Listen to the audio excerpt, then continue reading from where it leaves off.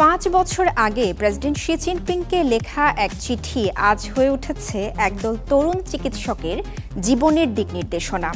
Xizang বিশ্ববিদ্যালয়ের ছাত্রছাত্রীরা যে অঙ্গীকার করেছিলেন তা কেবল কাগজে সীমাবদ্ধ থাকেনি, আজ তা বাস্তবতায় রূপ নিয়েছে।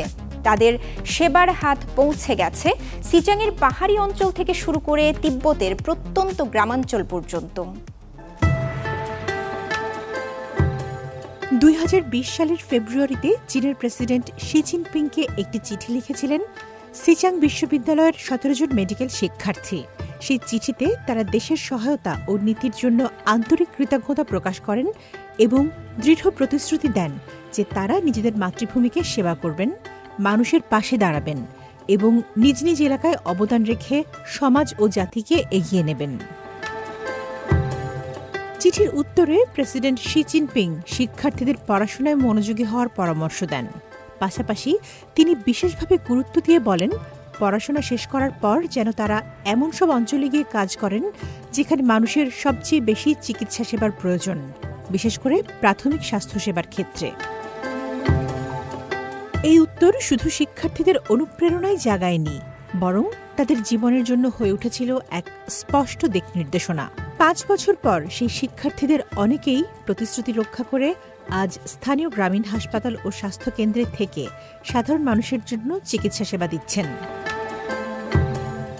লাজি কাউন্টির এক গ্রামীণ স্বাস্থ্যকেন্দ্রে দায়িত্ব পালন করছেন ডাক্তার স্যাং মুলা।